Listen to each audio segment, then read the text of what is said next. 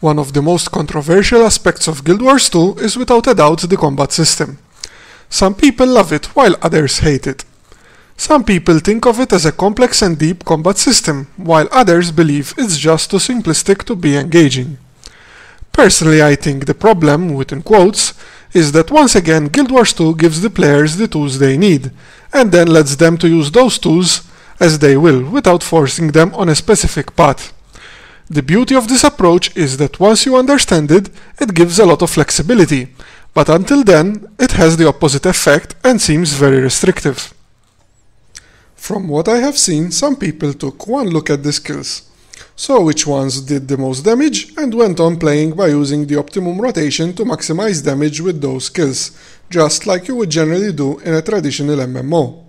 But, since Guild Wars 2 has no energy management, this just boiled down to simply hitting those selected skills as they came out of cooldown, and understandably that got boring very fast for them. At this point I want to stress out that I'm not saying that these people are playing wrongly, cause they really are not.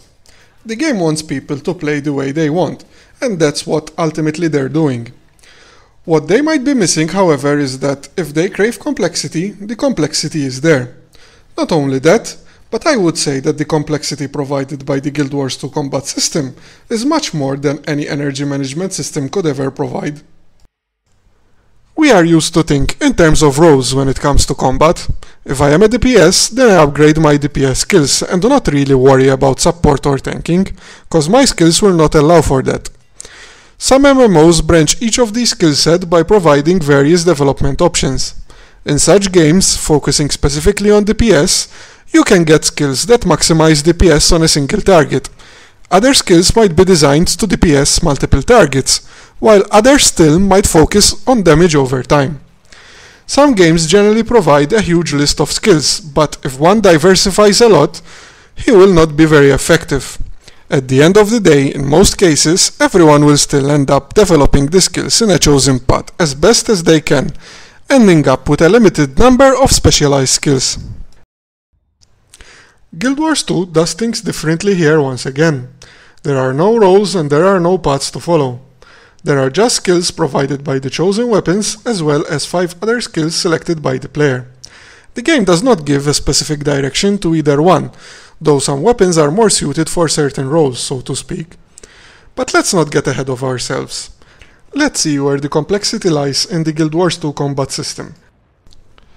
Every skill has got a description, what effect it has if any, information about any damage it does, what conditions it causes, and what boons it provides. All of these are essential to play the game strategically, and they need to be studied to the point that you should be able to recall what each does. Doing this will enable you to come up with effective strategies during fights. I played mostly a Mesmer in the beta, and so I will focus mainly on that, but from what I've seen, this applies to any class. Let's take a Greatsword for the Mesmer for example. The basic Greatsword attack does more damage the further from the target you are.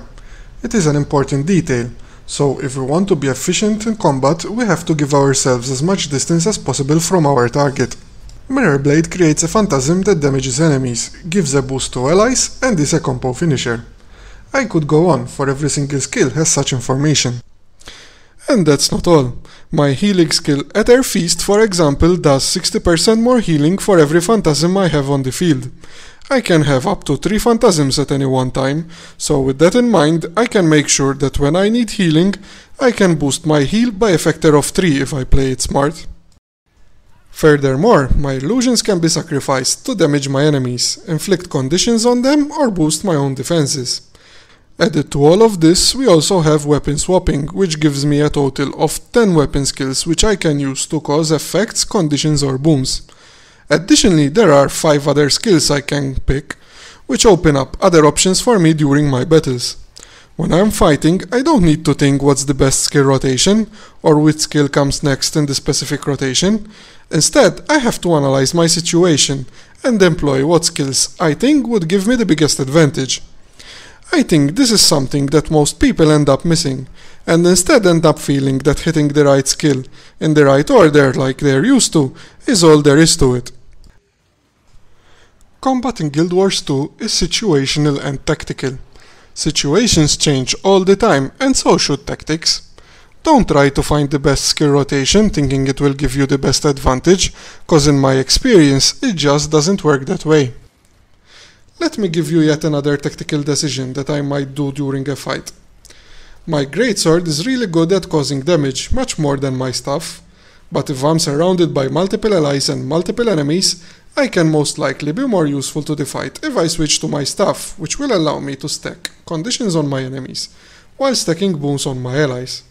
As the number of enemies and allies change, I might decide to switch weapons and focus more on raw damage. There's not one specific role that I'm tied into, it's how I use my skills that makes the role, and that's the beauty of this system. Let me tell you a bit of a story on how flexible this system is. A skill that fascinated me a lot during the beta is the Guardian's Sanctuary skill. A skill which undoubtedly is aimed as a defense. It creates a protective bubble that heals allies residing within, while keeps enemies and projectiles outside its area of influence.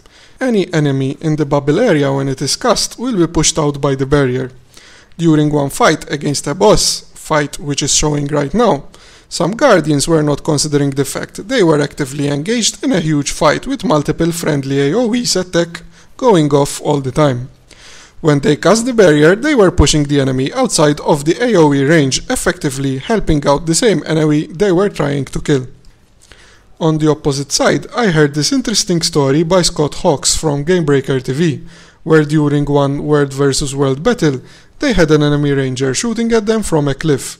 He sneaked up, closed in on her, triggered the Sanctuary skill, throwing her off the cliff. Suddenly, this purely defensive skill has the potential to become a one-shot weapon, by just adding a little strategy to the mix.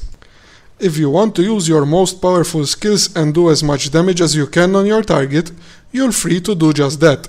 But it is important to keep in mind that the game isn't forcing you to play like that at all, it is just your choice of playstyle.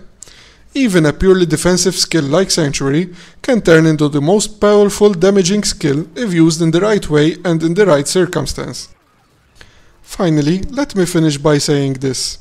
Think about all I have said during this long video, all the complexity I have barely touched, and then consider that I haven't even factored in cross-profession combos at all, which will obviously add yet another layer on top of everything else. This is the beauty of Guild Wars 2 combat system in my opinion. If you want it simple, it can be simple. But if you want complexity, you can scale your strategy to involve as much complexity as you want. It's really up to you. Well, that's it for my views on combat. Feel free to share your comments. I'm always happy to discuss different point of views. And thanks for listening.